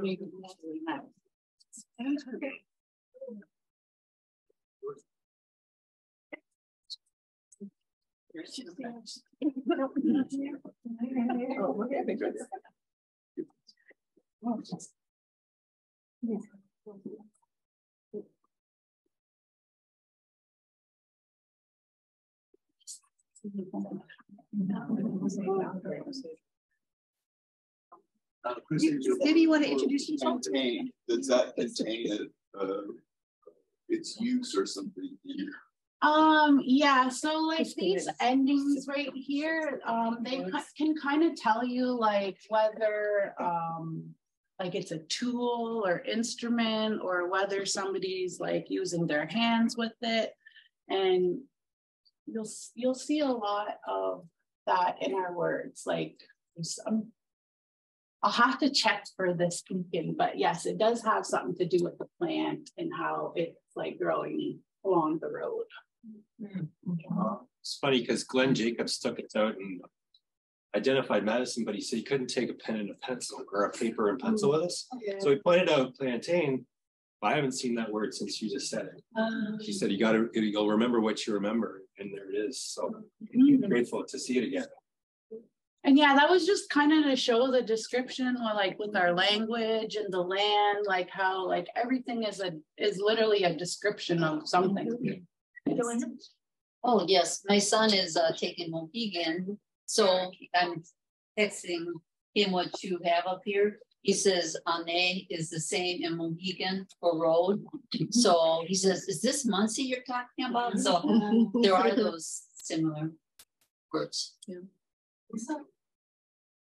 To ask along the same lines, because I think Robin Wilkemar talks about plantain as in Potawatomi as white men's footsteps, and it's the same idea, like along the trail or along the road, which is because it's a plant that came over from Europe, but it naturalized rather than taking aggressive. So I don't know, is there a story there? Or if you know the no, I'm not sure. I was just looking through my list of nouns, and that caught my eye. How like it's always good to find a word where you see like the original and then see it somewhere else show that. Yeah. Maybe. So thank you. We have a question online. I think it's Juliet Gray. I wonder if she could unmute Juliet Gray. Maybe Maria, you can ask Juliet to unmute herself. Or unless it's questions in the chat. Her to unmute so she can go ahead and talk if she unmutes herself. Thank you, Maria. Juliet? Hello? Yeah, go ahead. Hi, my name is Juliet Gray, and I work at the Brooklyn Museum of Art. And so I am planning to create and to do a tour in our American galleries for Indigenous people. And so like, I'm very interested. I'm so glad that you guys are having this conference today. And I'm very interested in using, in my description of, the objects that we have, in using using the language, your language, to like talk about the objects that we have. So I wanted to know if you had any resources around that, so I could like, I know you don't know what we have in the gallery.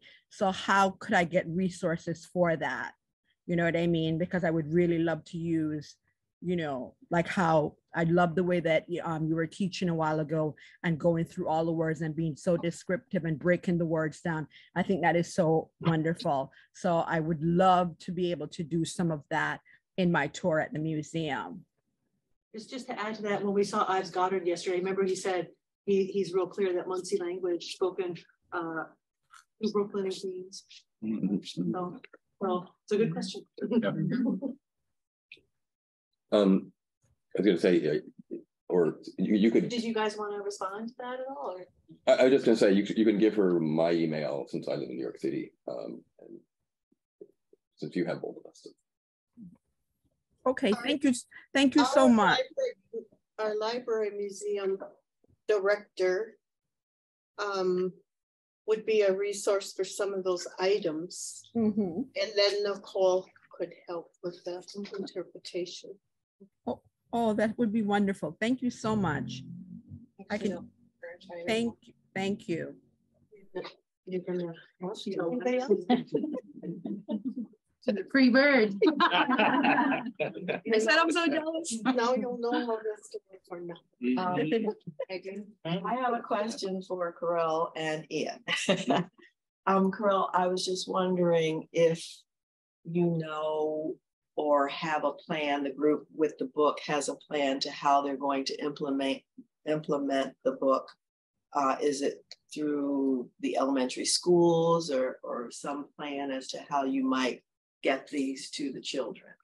So for our communities, you know, they're small, so we're probably just going to be handing them out like personally. But I know we've had some initial conversations with some schools in New Jersey and Delaware and in Maryland about you know, possibly finding a way to incorporate them into the curriculum. So we were sort of waiting until we had an actual book, you know, before we were able to sort of have that conversation on, you know, a little bit more of a deeper level. But yeah, so there are, you know, for us, like our primary goals for right now are to make sure that our children have access to them. And so we are planning to do some language classes this summer.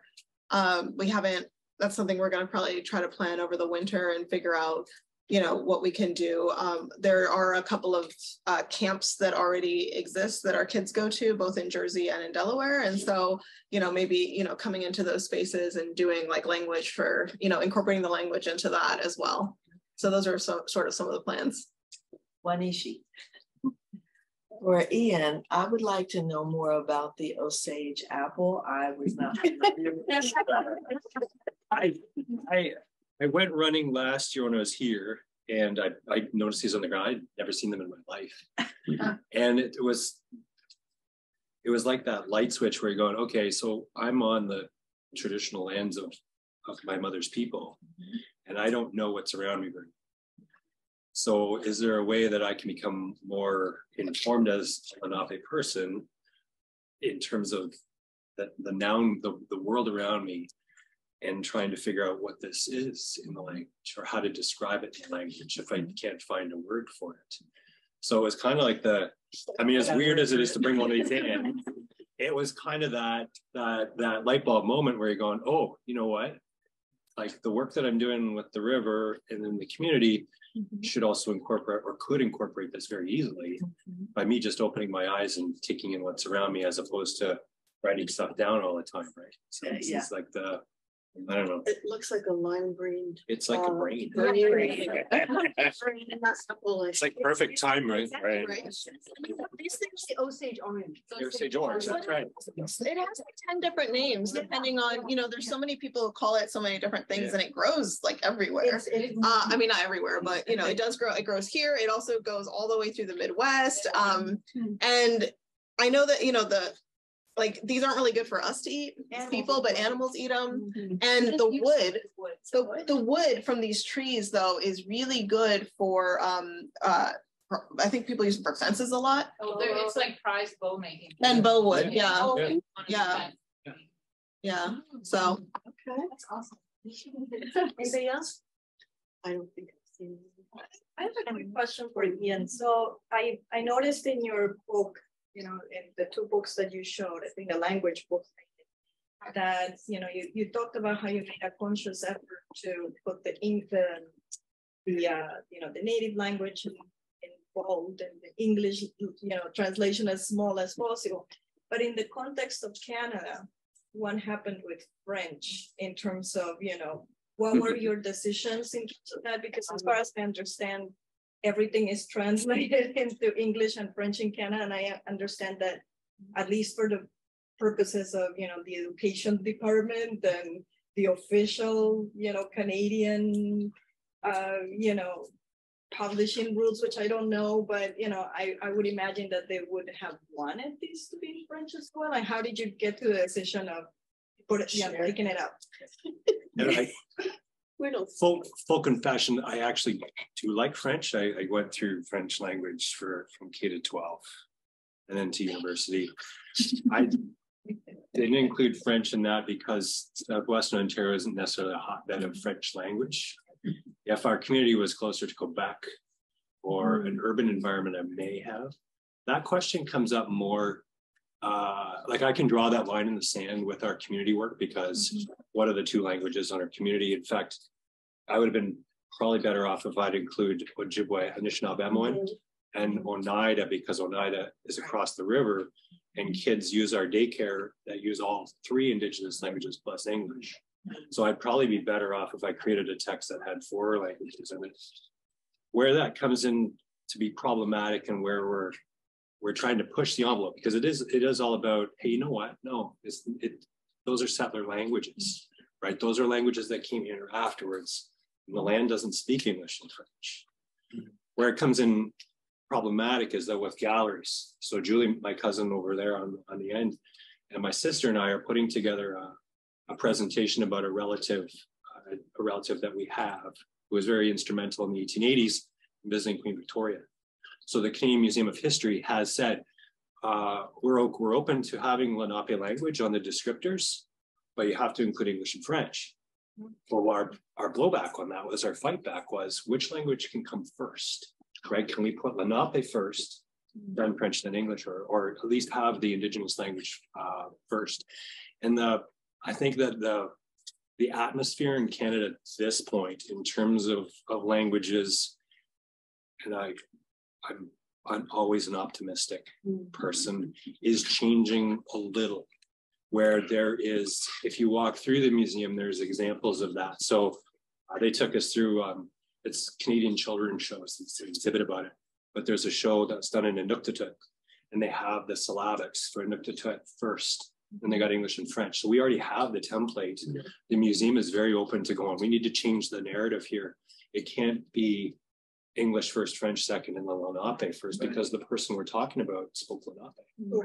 So it's kind of cool in terms of the way things have changed. And, I knock on wood, I hope this is wood. Right? The change still continues, right? But it's the work of, Corel and Kristen and Velma, right? Pushing those boundaries to really make sure that Indigenous languages come or get a better, more prominent spot in our country, anyway, in our province.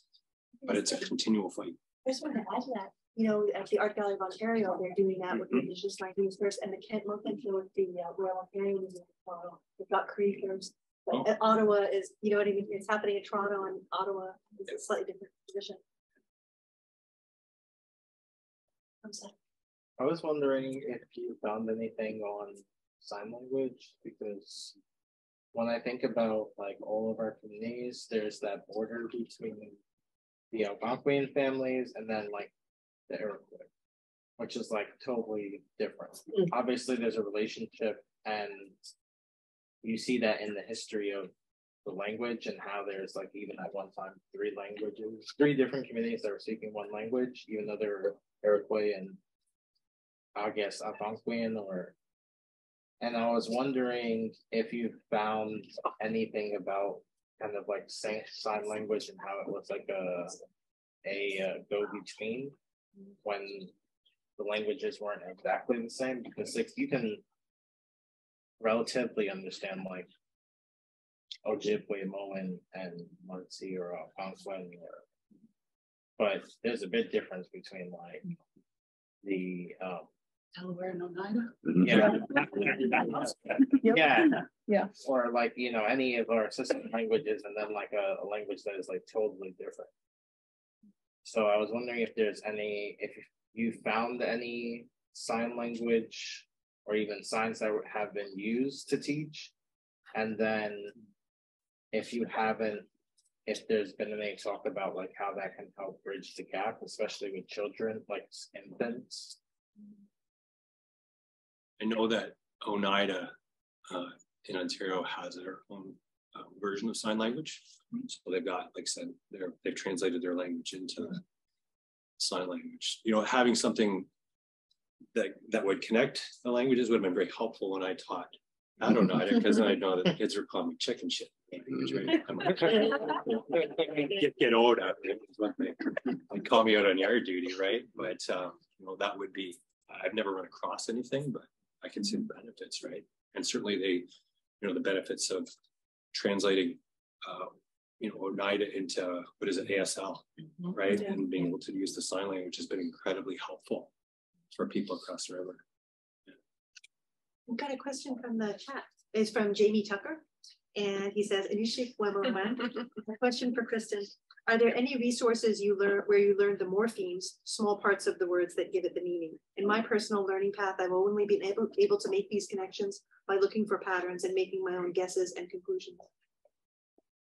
So like you were breaking down. Yeah, I learned a lot of that from the author of our dictionary in his classes. That I know of, there's like, I can't think of, I know there's the, I think there's like a teaching booklet that goes with the Ontario Delaware curriculum, but I mean, I've looked at that and it didn't help me either when I was learning. So, but I could go back to it today and look at it and be like, oh, okay, I get it. Or, you know, but no, not really. I was just going to say in Wisconsin, we have the same issues. We have Oneidas, we have Menomonees next door to us, and most of Wisconsin is Ojibwe. And so, you know, ceremonies and anything that we do, we tend to have Ojibwe speakers that are helping us. So you just have to flow with it and learn some of their language. I don't want to say thank you in all them languages. I think that was a practice that our ancestors all carried with. We all didn't speak one language. We were all bilingual, trilingual people. I'm thinking to make sure we have plenty of time for lunch, I'm just going to do a few housekeeping things and then we're going to maybe thank everybody one more time. As I mentioned a little bit earlier, lunch is starting at 12:30 just across the way. Everybody should have one of these tags, so you just make sure that they see that and then they know your lunch is paid for already. And if you don't have one, let me know after. And then we talked already a little bit earlier about how best to get down to the Princeton University campus. People will drive, and so if you can kind of make sure your car is full, you can maybe make groups over the lunch period to make sure people can drive together. Ian and Sarah Rivet, who was here a minute ago, are going to need to get down a little bit sooner for Sarah's class, which starts at 1:30. You have to eat lunch right away, Ian. Nobody hang Ian. But the rest of us can be a little bit more leisurely, because as long as we join that room, which is Lewis Library 120, it's on your program, sometime before 3 will be good. The only other thing I'd like to do is say, Nishik Ramawan, a wonderful morning.